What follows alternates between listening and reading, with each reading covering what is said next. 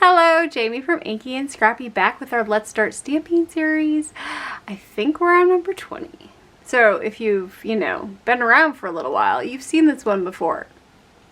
It was one that I just showed you the card of because I might have designed a stamp. And this little beauty arrived in my hands this week.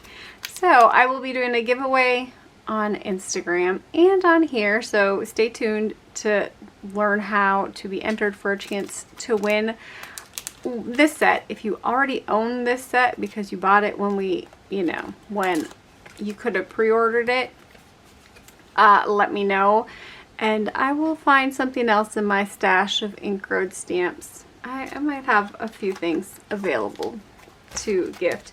The other one that I designed for ink road stamps was the Have Her Please stamp, and that one is back on pre-order currently. It's just a restock pre-order, so when it's gone again. I don't think she'll bring this one back into production because I think this is the third run, and so it probably won't come back again. Don't quote me on that. I was surprised she brought it back. I mean, I'm happy she brought it back, but so, and if you are looking for inspiration, I did a series with this one on my YouTube channel. So that being said, let's get started with the Such a Tool stamp set. I haven't even opened one yet. I was trying to clean up my mess this week. It all got shoved to the side. I started my mess again anyways. So for this one, I want to do, there's going to be, how shall I say, a couple parts to this one. I want to explain a little bit about embossing folders that I missed on last week that, I haven't really played with new embossing folders except for the 3D ones, which are the new ones, and I didn't realize that some companies were actually making embossing folders that were like 3D ones, but they're not labeled as 3D ones. And so be careful when you run them through your die cut machine. That's why I wanted to say something right away before we get into the whole card thing. So, and I pulled out some of the ones that I'm planning on using probably with my new stamp set here. So this one is an older Tim Holtz one. This is a regular embossing folder. You see how thin it is? This is what it used to be, I don't know, 10 years ago. How long have 3D ones been out? Maybe even 5 years ago. I don't remember when the 3D ones came out. I usually I had paper, I ran them through just once to kind of give me what it's going to look like. So those are kind of, this one. It's just kind of that. And they've come a long way. So this one, of course, is this one. This one is the one that I used on my card that we created. So see the difference in thickness. So thickness here and thickness here. So when I talk about running them through your die cut machine last week, we were running one like this through. So there's a different sandwich for that style as opposed to the 3D style. And I always thought that, even the newer ones kind of went with that one, except for I think there's one that's a multi-layered. I don't think it's called 3D. It's called it's called something else. But then I got my free one from Simon Says Stamp last week. And I was like, it's just a regular embossing folder. There's nothing special about it. It's not a 3D one. It's just like my other ones. But that sucker is super thick. So if you run this one through like I did my one last week, you would definitely break your machine. It might even be thicker than the 3D one, to be honest. It rivals it for sure. I would say it's just as thick, if not thicker, than the 3D one. So be careful when you're running your embossing folders through not to wreck your machine. If it's turning way too hard or you're cranking if it's a crank one and you have to crank really hard, just use caution. Don't force it because you will break your machine. Ask me how I know. I haven't done it in a long time, but I did force stuff through my old Big Shot and it didn't go well. So that being said, we'll get back to today's card. I just want to, you know, public service announcement, I guess. I don't want you to ruin your stuff. And because I don't want to ruin my stuff. That's kind of how it goes. So I decided we were going to go with a fairly simple card design today for this one. I want to show you some either pattern paper making or, you know, like how to make pattern paper pleasing to the eye. I hope that makes sense. So I think we're going to use, and I'm just going to peel these. I probably wouldn't have needed to peel them all, but kind of show you what and I thought about doing white or color on color. So this is Crystal Blue from Close to My Heart. Of course, Close to My Heart is no longer alive, and you know, they've gone under, or they've retired and didn't. Tumbled Glass would probably be the closest. Granted, this is a Distress Oxide and not a Distress ink, like a dye ink. That would work on this one. I did pull out the Crystal Blue, which is the color, so it would go well with it. I was looking for maybe Pumice Stone. Pumice Stone would give me a nice gray, or Hickory Smoke. I don't know which one. Hickory Smoke is the darker one. Pumice Stone is the lighter one. So let's start with the dark and we'll go to the light with a different one and we'll go from there. So you can use either Distress inks or Distress Oxide inks. Oxides are going to sit on top. They're going to take a little bit longer to dry, so keep that in mind. You can definitely do this with your stamp platform if you aren't comfortable doing it with a stamping block. Keep that in mind. It just takes a little bit more, especially if you're using one like the Stamping Pro that has the 3 sides open. You can move and shift that paper around a lot easier than you can in a Misty style that has the 4, you know, that has the 4 sides. Just keep that in mind. Even I think the Tim Holtz one has 2 sides. This one has 3 open, so you can kind of play a little bit more with it. So I always start with a little bit bigger piece of paper than I plan on making my card with. This one will probably get cut down quite a bit, but I like to have the option. So maybe I don't like one spot and then I can work, you know, work my cut to where I like it best, I guess. Let me see if I zoom out a little bit here. You get to see a little bit more of the layout here. Okay. Usually when you start with a pattern paper on your background, you want to start with your biggest image on your pattern paper. So if I was, because I had a plan to kind of go on this route, but I think it'll be fun to do the nuts and bolts on this one. And so I'm going to start with my biggest one here. And you're just going to, you know, ink it up like you would normally ink it up. I didn't condition them. I did handle them quite well with my hands. So they should be, they're, you know, and with Distress Oxides, they tend to ink and stamp a lot better. So I try to aim for random. I don't want it to be, you can go for pattern, that's fine. I was trying to aim for not pattern, but I also like to kind of go in triangles. So you kind of get a visual triangle. I want to leave enough room around it that I can put my other images, so keep that in mind. And I probably overthink this just like everybody else way too much.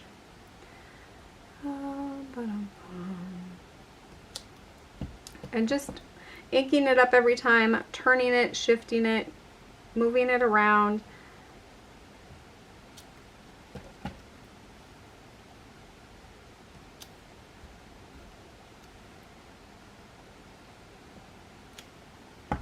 Don't be afraid to go off the edge of the paper. It makes it look like the pattern continues onto a larger scale, or that your scene is going off the paper. So keep that in mind. It's not the end of the world. And if you mess up, it's not the end of the world. Some of it you can either hide with where your cut is going to be, but it's really just background pattern paper. So it's not, you know, it doesn't have to be perfect. Don't worry about it inking exactly like you want it to. There's ways you can fix it if it really bugs you, or you can just roll with it and keep going. Let's go this way. I said I was going to overthink this because that's how I roll. Over there. Let's bring in top over here. And over there. So I have my pattern started, right? So this one is probably the hardest one to start with, is just because I'm, you know, starting with a blank canvas. And sometimes that's, I don't know, tough to decide on placement, I guess. But once I'm this far, it usually goes a little bit easier. Now you can go in with your next size down, or your next largest image. You can switch colors if you want. I think I'm gonna stay with the same color on this one. And I'm just gonna fill in those big spaces that I have left. And this one's more of a, shall I say, round image. So it kind of goes kind of like a Swiss dot, you know, like just kind of, it's not too, I don't know. It's not like the other one where it has a top and a bottom. Does that make sense? I hope that made sense. If not, well, you know, this is me. Oh, I picked up a stamp along the way. Whoops. Let's see. I need to go off the page here. Throw one there. I feel like I need one there and there, but I have other little images that can go, so I'm gonna leave it. So for this one, I probably would have gone, if this were the only two that I was using, I would definitely go here and there with one yet. But I'm going to come in with my smaller images. I'm going to switch my ink to the Pumice stone. It's going to be a little bit lighter than that Hickory smoke. And I'm just going to kind of fill in some of those bigger spaces.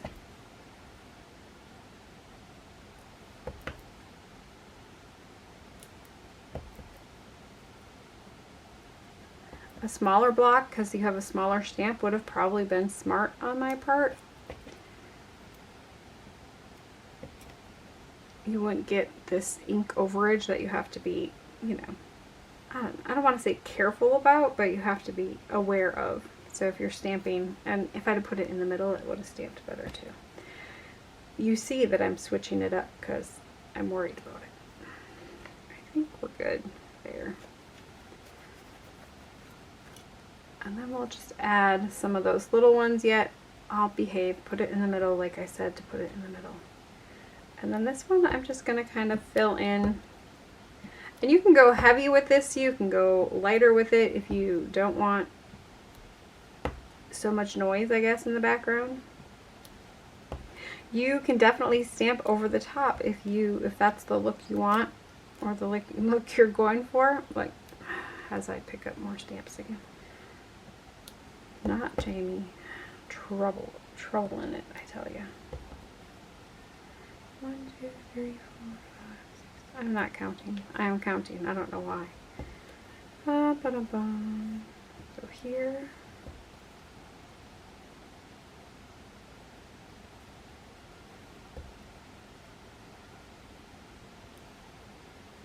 And don't be afraid to switch back to a different image if you're like, I just have way too many of those on there. I think we're good. So ultimately, you know, it looks like some nuts and bolts. That was the look I was going for. It's not perfect. That's fine. It doesn't have to be perfect.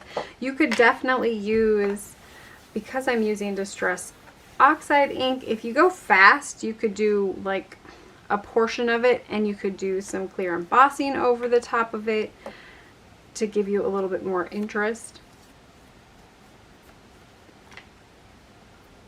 I need to clean off that one. I got ink everywhere. Not me. Okay, I'm gonna throw those onto my block so I don't misplace them. And then there's our background paper. I think we're good with that one. So let's grab some, I have some Bristol Smooth cardstock already cut down here. We're gonna stamp this one. I can find the stamp platform.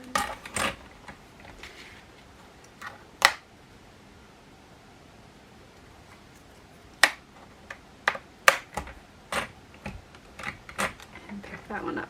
So I'm going to do some Ohuhu coloring today. So I'm going to come in with, since my jet black one, I think I figured out what was wrong with my jet black one. I don't have the ink. I didn't take like a big old scraper and like squeegee it across when I re-inked it. So it's got like, it ebbs and flows like the ink does. So I need to fix it before I use it again. So I'm just coming in with my Hero Arts Intense Black ink. Stamping, I'm going to have to stamp twice because, you know, it's inaugural stamping. Whee! How fun is that? There's just something about stamping an image you created literally for the first time. That's all I'm going to say. So for this one, I could go up and do some more, which is what I would do if I wasn't filming this one for today's episode, because I plan on doing a bunch of these, and so I would probably just keep continually stamping until it was full. Now for my ink colors today, I'm gonna try, I've never done it before, I'm gonna try to do a like metal wrench with some rust spots. Maybe even, you know, I thought about doing it all rusty, but I don't know if I want that much orange and brown to it. So I pulled out some colors. They're not the ones I would have picked initially for my rust ones. I will show you the ones that I picked and put off to the side that I think would look better. I haven't tried it yet, so if I get around to it before this video posts, I will write that in the description box below, the colors that I used and if I liked them for that. But these are the colors that I pulled for today. So for my rusty ones, I'm thinking the mahogany, which is E357, the terracotta E679, the rose beige is my lightest tone there as E287. Those were the ones that I picked for my rusty areas. The mahogany is a brown, and I think that's going to give it the darker tone, but I don't know. We will see. I haven't done rust before. And then, of course, I brought in for between the Ohuhu 60 and the 36, you know, I'm fairly limited in my grays. So I have the BG042 Cool Gray and the BG038 Cool Gray. And then for my wings, I haven't decided which combo I'm doing yet today. I have a purple, a teal, and a sky blue. So kind of a mix of two of those. I might even use three of them. I'll show you a fun technique for how to ink blend colors together that, you know, they're not, obviously they're not the same. So I love doing this color technique like on bubbles, on water bottles, like things that might be clear and have like an iridescent look to them. I like doing this. So I'm going to do this for the wings today. And then of course the colorless blender is really going to come in handy because I have 3 markers here. These were the lightest tones that are in that Ohuhu 60 color palette. And so I want to make them lighter. So I think, let me bring in this one. I did that with this one. So you see the blue, I'm pretty sure, I don't know if it was sky blue.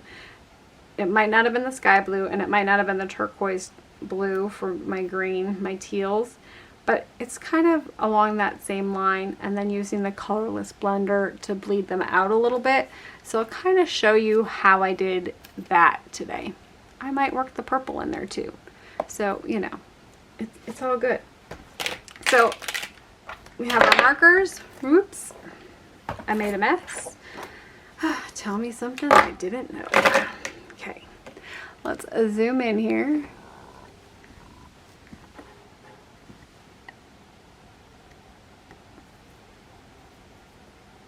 And I'm going to start with my grays on this one because I want that undertone to be gray anyways. So I'm going to start with my darkest and then work to my lightest. Keep in mind doing some layers with the darkest. And the image itself is fairly small, so don't feel like you have to do multiple layers. You could probably get away with 1 marker for this one and just do a second layer over the top.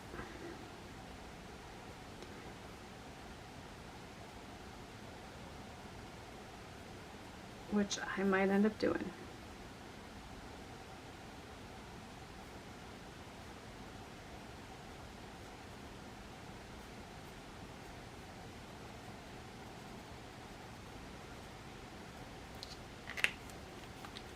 And then I will come in with that lighter one.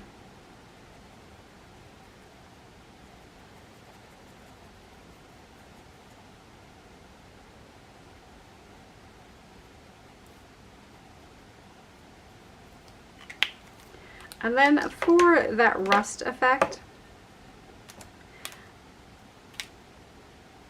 I'm thinking to start with, let's start with the brown. I just want to do a couple of rusty spots. I don't want to do a lot.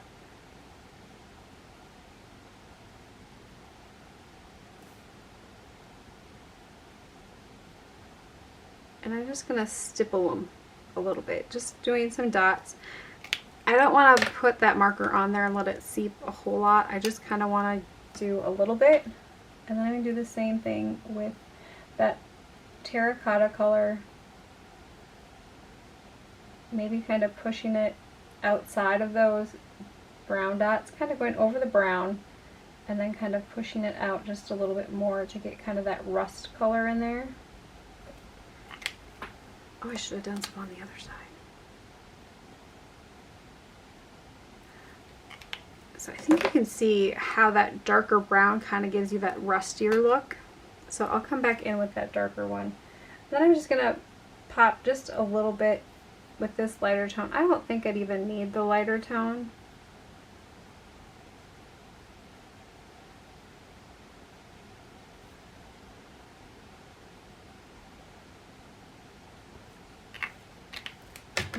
Let's go back in with that mahogany here.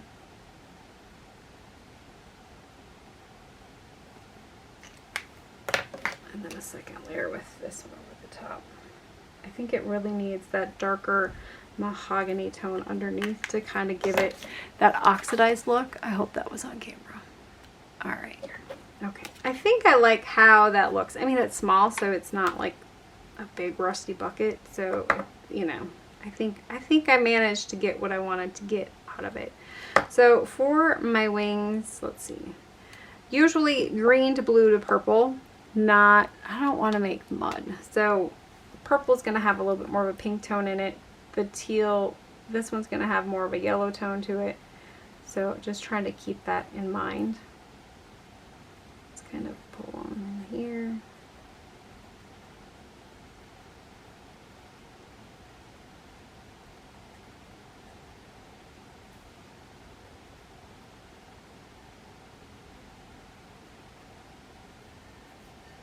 Kind of tracing those, I guess, veins in the dragonfly's wings.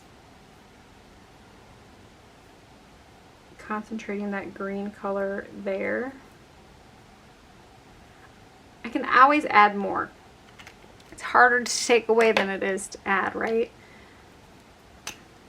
So I'm going to come in with that blue tone kind of next to it.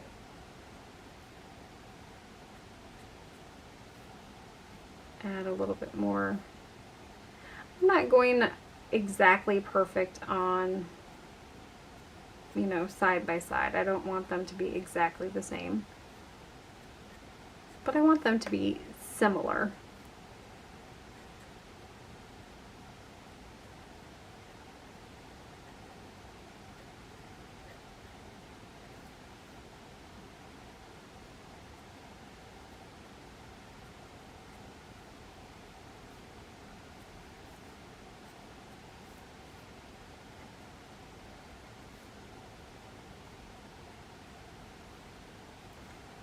Okay, and now for that purple, you can definitely do some tip to tip if you're comfortable with doing some tip to tip. I'm just going to kind of, like I did with the blue, kind of touch the green, but I don't want to go too much into the green. I don't want to lose the green color. I don't want to lose the blue color with the purple, but I kind of want them to blend on the wing.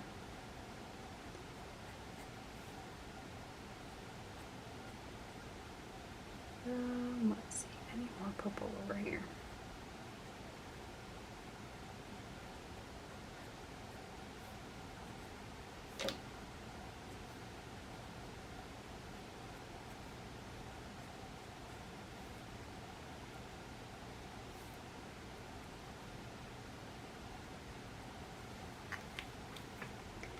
So now I have them fairly good. I'm just going to come back in with my blue, kind of push this one up a little bit more, kind of give me an outline there, and then of course the teal to the tip. But you can see how you just go over that green a little bit. So as long as your colors are not going to be like, you don't want to mix orange and purple because you're going to get brown, right? You know, keeping in mind the color wheel, I guess, is kind of how I do it. Now for this one, I'm going to come in and I'm just going to kind of come in with that clear one for first right away, and just kind of bleed out the colors. They're a little bit darker than I want for wings, which is fine. This will help push that color into the paper, and so it'll make it look like it's a little bit lighter.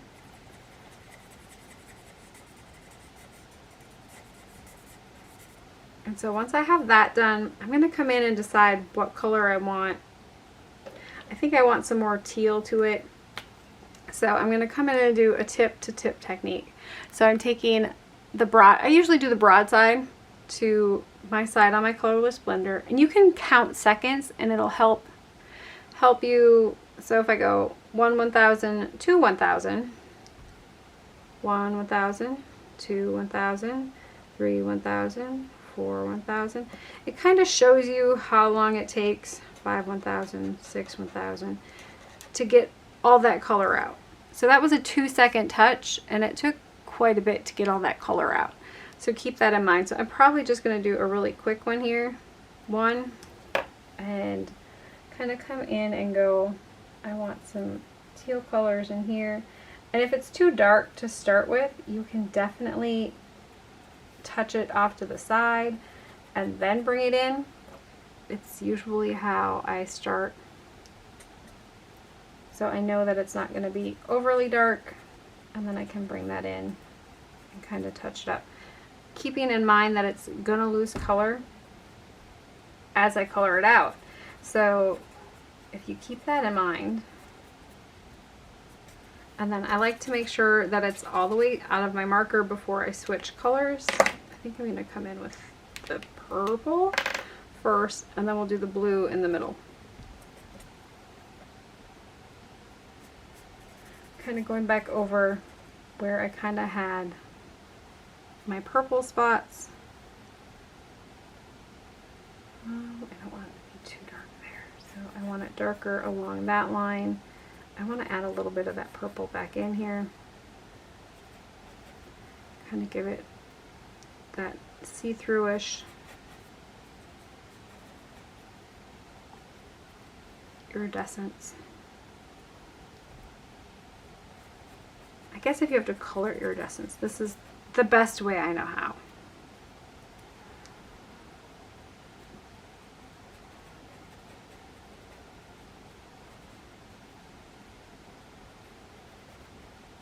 I don't think I need to hit it with the blue. Okay. I think we're good there. We're good there. And I'm just going to leave it there because if I lift it up, it gets all kittywampus with the camera. So, you know, it looks, to me, it looks pretty good. I might do a little bit darker in that spot there.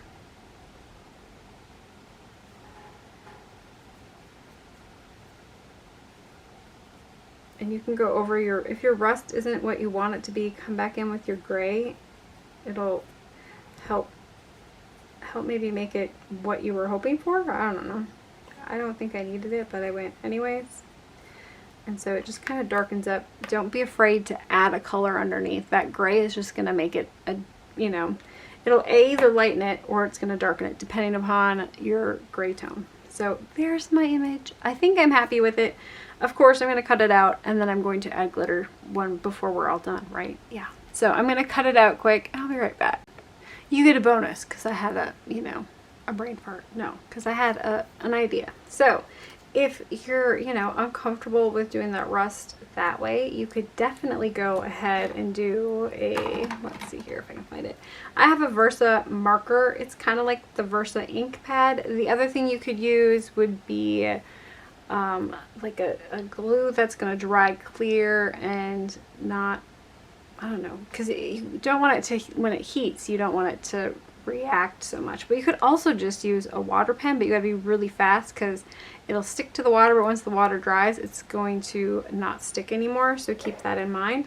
That's why the Versa marker works really well. It's just a watermark pen. It's got a brush and a bullet. We're just gonna use the bullet side. And let's just say I want to add a couple of rusty spots here.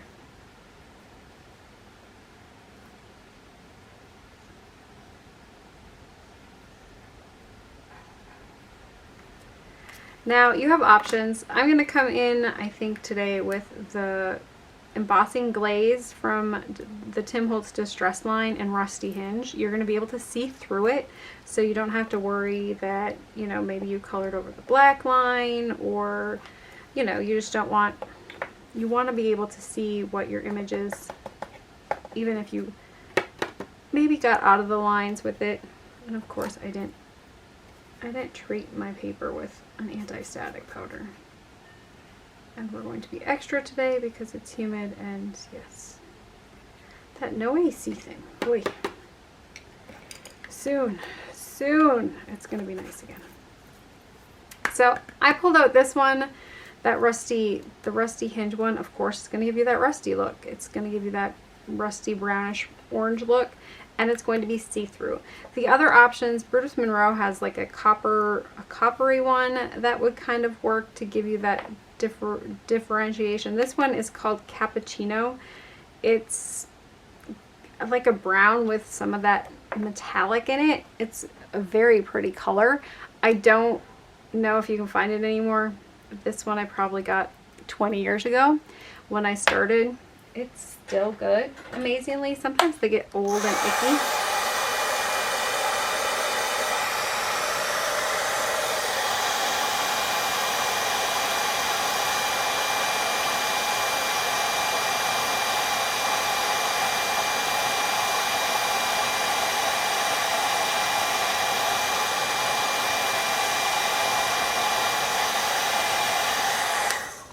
So right now it's heated to a gloss. It's gonna have that glossy to it. If you overheat it, you might be able to get it to dull.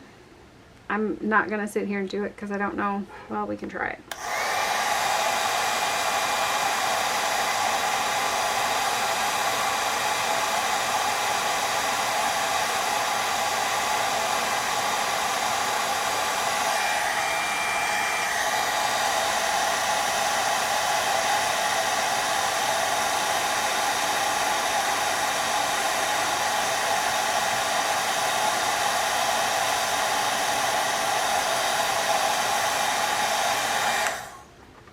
Okay, it's taking forever.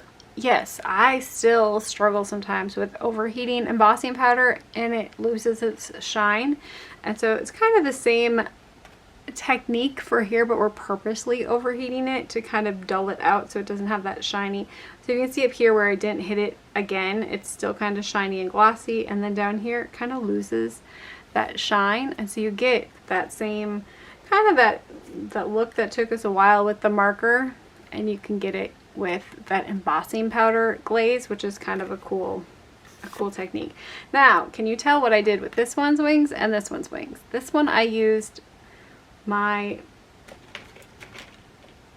colorless blender on. This one I did not. I went teal on the top, purple on the bottom, and then I took blue in between the two. And then when I was done with that blue, I went back in with the teal on the top and the purple on the bottom and kind of filled it in. So it's got a lot more color to it, but it doesn't have that iridescent or that see-through like wing. So two different looks, same markers. So just adding or not adding in the colorless blender there. All right, let's get back to where I was supposed to be at. It's gonna be extra long today for a simple card. All right, let's grab. I've been cleaning, so I can't find anything.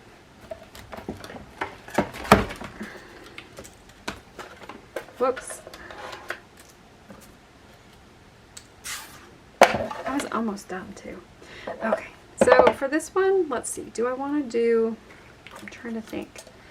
I want to do kind of, we can probably go A2, obviously. I'm not really worried about what my paper underneath looks like. I'm going to cut this one down to, I want a fairly good border. So 4.5 by 3.25. So you normally it would be 5.5 by 4.25. I'm taking an inch off of each side, so it should have a fairly nice border around it. Now I have these two big chunks left. They're perfectly fine. I can probably do a bottom or a top. You know, I can get 2 more cards out of these. I think we'll go here with it, and then we'll do a sentiment down on the bottom. Do I want to, the other thing that would be cool is stamp it on some vellum and then put some vellum wings over the top would be cool. I have so many ideas. Let's see, I want to do probably a purple. I have that purple underlay, or let's see if I have a teal over here. That one's too green. That one's too dark. I have a scrap bucket, okay? Let me see if I can zoom this out. This is where I usually pull a lot of my smaller pieces from. So it's just kind of, I just have it Roy G. Biv'd. These are just, I think they're quilting stencils, like it's a big thing, and I just cut them down. I think they're 12 by 12s, and I cut them down to 6 by 6s, and that just kind of helps sort my stencil, or sort my colors. I'm gonna go find a teal that I like. Okay, so I found, this one is called Breeze. It's the Close to My Heart one again. It's kind of that same turquoise blue, blue-green color that we used for the wings there. And then this sheet. I decided it needed something yet. So I really like the purple in there. I could have definitely gone with the purple in here and done a second matte in purple, but I decided on the gray one. So my base piece here is cut at 5.5 by 4.25. This one I did a 1/2 inch off of each side, if that makes sense. So this one is cut to 5 by 3.75, and then this one, of course, is our cut of 4.5 by 3.25, which is an inch size down from the A2 card base. So I'm just going to add these on with some, you can either do double-sided adhesive or liquid glue, whatever tickles your fancy. And then I will eyeball. You can measure if you want. And then I will do this layer.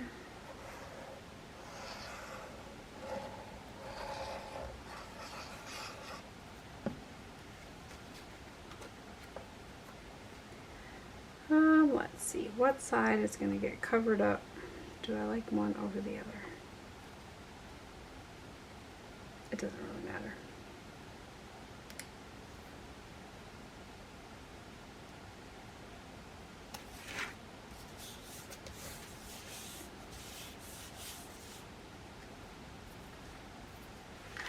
And then for my actual image, I want to pop that up a little bit. I'm just going to come in with some foam.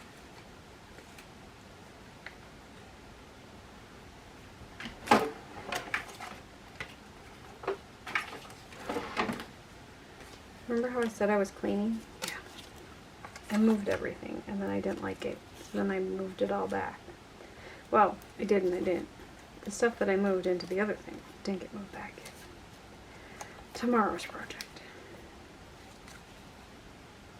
I love when the foam adhesive doesn't come off the greatest. These are just little foam squares. I don't know where they're from. They're in my stash.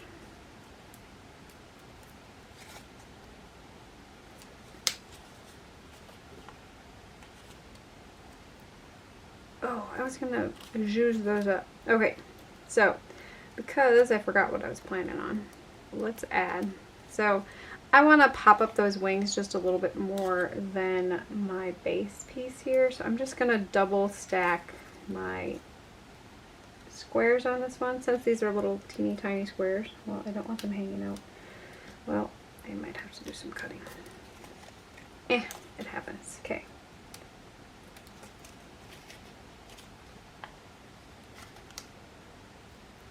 So I want my wings to pop up or puff up just a little bit more than my body on this one. So by adding that second layer of adhesive, I should be able to get the pop that I want. Your other option is not to glue them down and just kind of like fluff them. Is it Lori Bassman that says zhizh, zhuzh, zhizh? I don't know how she says it.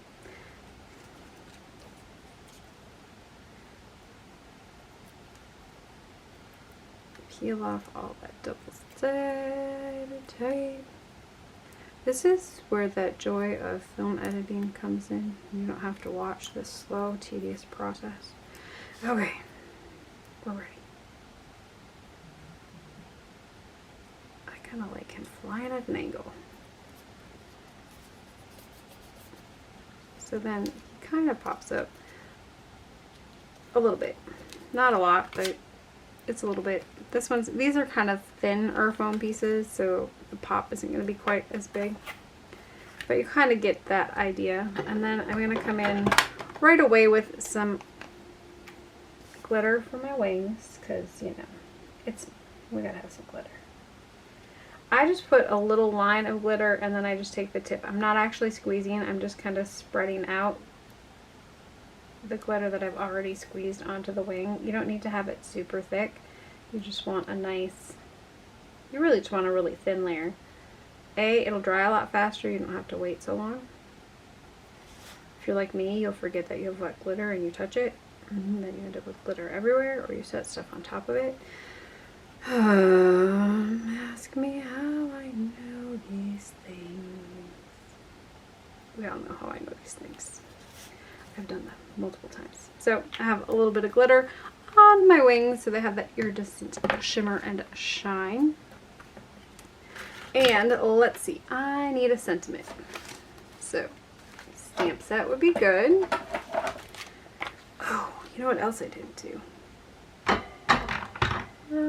Let me find a little one. I'll find a teeny tiny block for this one. So on the stamp set, let's find my base piece. Here we go. That's not it either, but okay.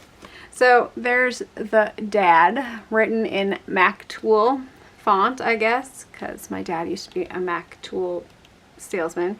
And then the 10mm. So the 10mm, if you don't know what that is, it's the one that you can never find. You know how they talk about lost tools? The 10mm is the one that you need the most for everything, and it's the one you find the least of. You know, it's always missing.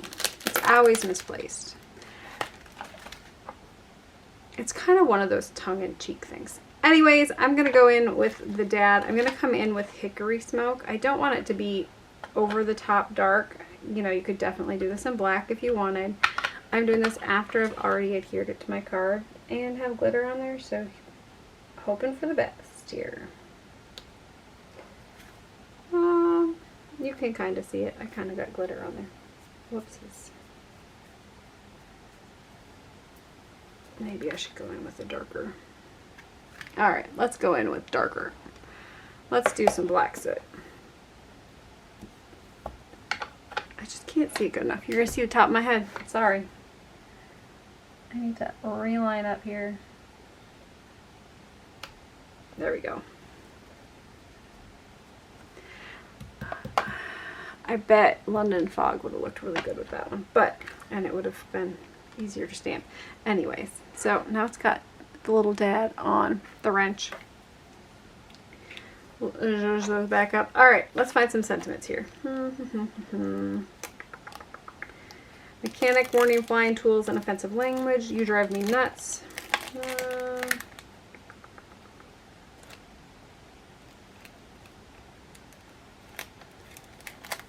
I've been known to turn a few heads. I think I like that one. Now, I think I'm going to go with purple to kind of bring out the purple that are on my wings. Let's see if I have a smaller scrap here. Oh, that's like a purpley blue. That'd be kind of pretty too. This I think is like a lilac mist, if I have to recall it on my own. This one's, ooh, this one's like, but this one's like perfect size, so we'll go with this one.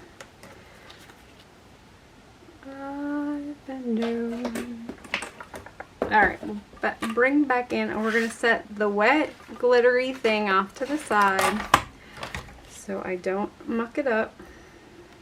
We're going to bring this one in. I'm going to try to stamp it fairly straight on here so I can cut it down, possibly.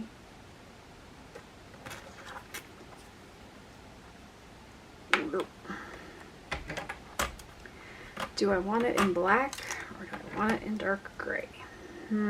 Decisions, decisions. You know what? Let's bring in, let's go with the VersaFine. Nope, not that one. That's the brown. I guess I could do brown, but VersaFine Onyx black ink.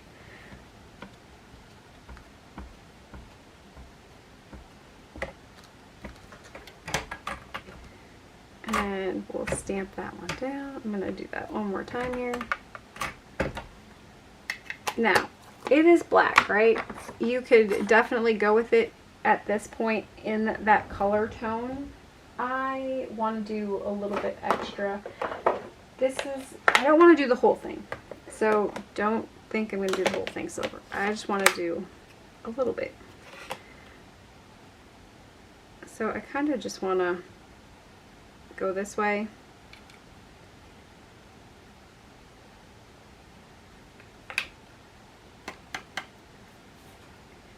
You could definitely go in with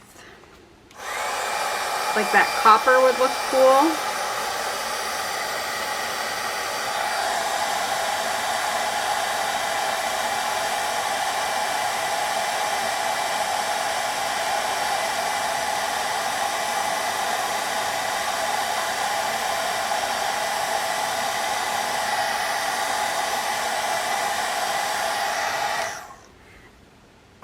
How I wanted it, even if you think that looks really weird. It's kind of got that, I don't want to say vintage vibe because it's not really vintage. It's kind of got that, I don't know, a little bit of age or texture, or it just kind of gives it that like weathered and worn look, I guess. That's the kind of the look I was looking for. The other way you can do that is just like sprinkling it on here and there. I think I have a video coming up this coming week, if I can get it. I'm so far behind on edits, let's be real. If I can get my edits done, that I kind of show that sprinkle technique, but I'm doing it with distress glazes, and it kind of the same, you know, where you get like color variations, which is kind of fun. But it kind of gives you a different look. But that's, I mean, I got what I wanted out of this one. You definitely don't need to do that. You definitely kept it black and no heat embossing at all. But I just did, I don't know if you can see it really great on camera. So there you go. So you can see how it's black in spots, but it's silver in other spots. I wanted to bring the silver in for the tool. So tools usually are that shiny silver color when they're new. And then that aged look, it's that black. Now, if I would have kept it in my stamp platform, I probably would have, and I cut it crooked, I probably would have come in and done like maybe that turquoise or that copper in between there, and then I'd have had to throw that away. So keep in mind, if you're going to do that technique where you're kind of like getting two-tone colors on your embossing with heat embossing, that you're gonna have to throw or have a junk container. And when I say junk container, I mean like just a mix hodgepodge of embossing powder that you can use for different techniques and or looks, which I also did on a card that I created this week. it's not, I mean, it comes that way. It was one that I picked up from Nanny's stash that she was getting rid of. I don't know where it's at. It was called Tapestry. Here we go. I think, is this one it? No, this one's similar though. This one's a Hero Arts one that I picked up. It's called Sand, so it's kind of got like different browns in it. Maybe there's some grays in it, but that's kind of the same. I guess if I'd have found that one, I'd have probably used that one. I don't know if I can find the other one. I don't know if this is the one I used. Yes, Woven Tapestry. So this one's got like pinks and purples and greens and yellows in it. And it just kind of has a really pretty look to it. It kind of gives that, it's like a, I don't know, it's a fun look. So I'm just going to try to center my already crooked cut sentiment. Wow, I can't line it up either. Okay.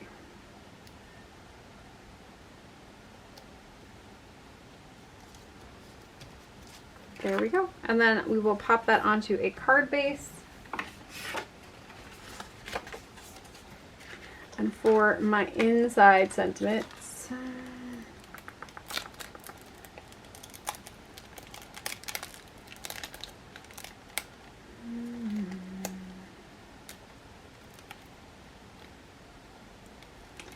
you're all I can talk about.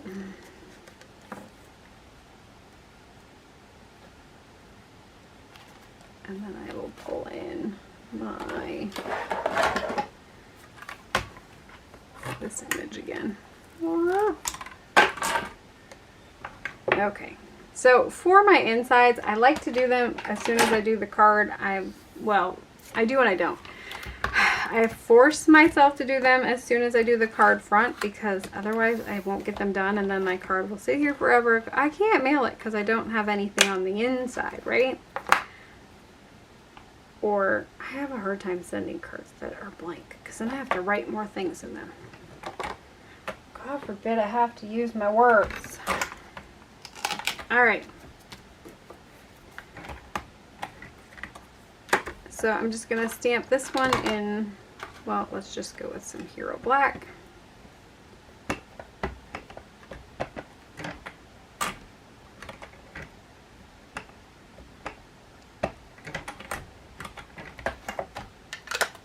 And then I will clean that one quick.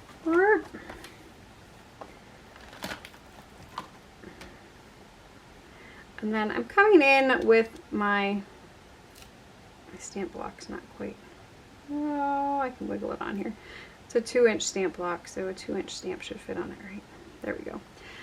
I am going to come in and do this one, I think, in, I want to do this one in a distress ink, or not a distress, a dye ink instead of a dye pigment fusion, because I want to kind of go over the top of my lettering there, and this way I don't have to worry about going over it, because it should be see-through-ish, and it's not going to be over the top.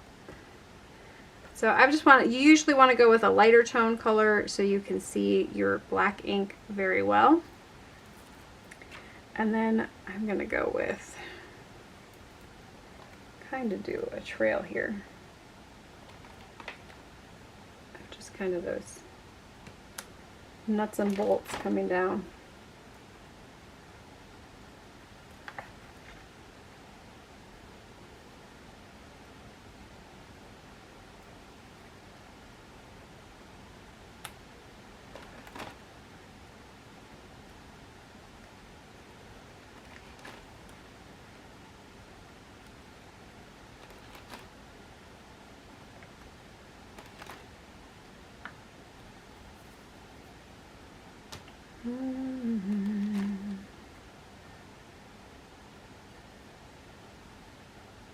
I think I need like odd numbers here. And by doing this, I'm getting an even number. It's going to drive me nuts.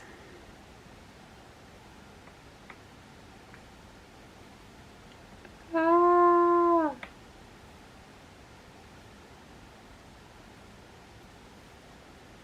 Not me overthinking this at all. This was supposed to be like fast. and easy, and then I overthought it. Yeah. Oh, Jamie Marie.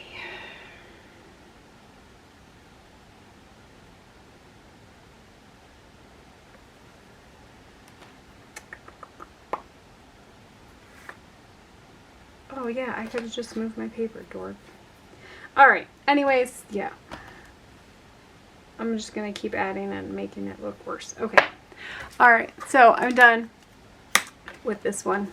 So there you go. You're all I can talk about. And then we will put my still wet wings. Usually you should probably save the glitter for the end. I like to be a rebel. I was thinking it was going to dry. It might be dry. I don't want to touch it. I don't think it's dry yet. Some of it's dry. It's not all the way dry.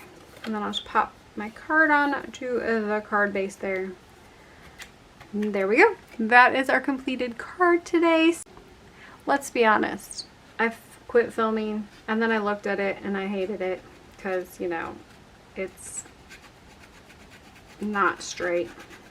So I'm going to fix it. I'm going to show you how I fix it. I'm just taking the tip of my scissors, and I probably should have done this before I stuck it down. I might be able to pull, oh, I can pull it back up. I didn't use glue. So taking the edge of your scissors and just kind of roughing it up. So if you don't get a good cut, if it's something that you have a hard time with, raise his hand. This is me. Just distressing it can definitely kind of fix that for you. And if I'd have thought ahead, I'd have probably distressed maybe the underside layer as well. Or not the underside, like this layer and the other layer. And it would have all kind of gone together. And especially would have gone with my distress there. So, alright. Now I'm going to come in with some glue so I can't peel it up. I can't bucket anymore.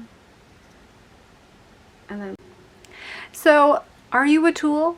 Do you know a tool? Would you like to win the Such a Tool stamp set designed by Jamie from Inky&Scrappy? That's me, by the way. I drew that. Pretty cool. Anyways, I'm a dork. I'm a tool. Anyways, all you have to do is comment below. You could comment with your favorite tool or if you know a tool. I hope it's just a tool and not actually a person that's a tool, but you know, no harm, no foul. Anyways, all you have to do is comment below. You can like and subscribe. Subscribing is probably better. I will list it in my, I will pick a winner next week, Friday, September 27th at noon. I will post it on Saturday, the 28th, when this video goes, well, not this video, the next week's video goes live on the 28th. I will post it on my community tab in here and then also on Instagram. So if you're subscribed here or you follow me on Instagram, you will probably be more likely to see it. You have 1 week to claim your prize. If you already own the Such a Tool stamp set because you had to have it, thank you, thank you, thank you. I have some other options available. If you know you already own it, we can definitely work something out. Anyways, let's see. Anything else that I missed? It's not sponsored by Ink Road Stamps. It's not sponsored by YouTube. It's not sponsored by Instagram. It's sponsored by me. I will send it worldwide. I don't know if I said that already. This has been like my 13th take because I am such a tool today. Anyways, I hope you guys have an amazing rest of your day. Good luck. Make sure to comment so I know that you would love to be such a tool. Bye. We'll put that back down. Okay.